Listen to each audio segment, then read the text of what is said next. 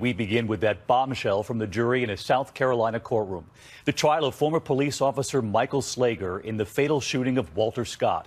Scott running off after being pulled over for a broken taillight. Slager chasing after him, then firing 8 times. Walter Scott was not armed. Officer Slager saying he fired until the threat was over. Just a short time ago, the jury revealing it is deadlocked. One of the jurors saying, "I cannot, without reasonable doubt, convict the defendant." How did the judge respond? He sent them back. ABC's Steve Osinsami is in Charleston tonight. There was drama in the jury room, and at one point tonight it was looking very possible that this former police officer, seen on cell phone video shooting a black man in the back, would be going home to the welcome arms of his family. Michael Slager needed only one member of the nearly all-white jury to see his side, to agree that he fired those 8 bullets because he was afraid, even though his victim had already run nearly 18 feet away. The judge read a letter from one lone juror explaining how he couldn't convict on either charge. I cannot, with good conscience, consider a guilty verdict. At the same time, my heart does not want to have to tell the Scott family that the man that killed their son, brother, and father is innocent. Of the 6 white men, 5 white women, and the 1 black juror who was the foreman, it was very clear that a white juror in his 40s was a holdout, shaking his head no when the judge asked if they needed to hear back testimony from the young man who recorded the disturbing video.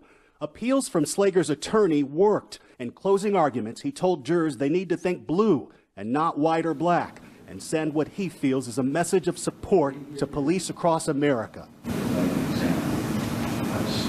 Don't live that. Jurors sent back a handful of questions during deliberations. They wanted to know the difference between fear and passion, a sign they were debating not the murder charge, but the lesser charge of voluntary manslaughter.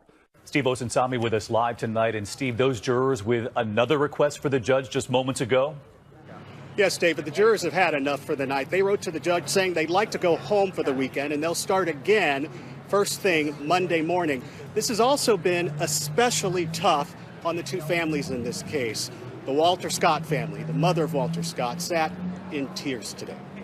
David. Steve Osinsami with us tonight. Steve, thank you. ABC's chief legal analyst Dan Abrams is here. And Dan, you heard that late today. One juror has already said he cannot, without reasonable doubt, convict. So why would the judge send them back? Because it's the judge's job to do whatever he can to try to have them reach a verdict. And sometimes that means sending them back more than once, reminding them, please listen to each other, talk, hear each other out.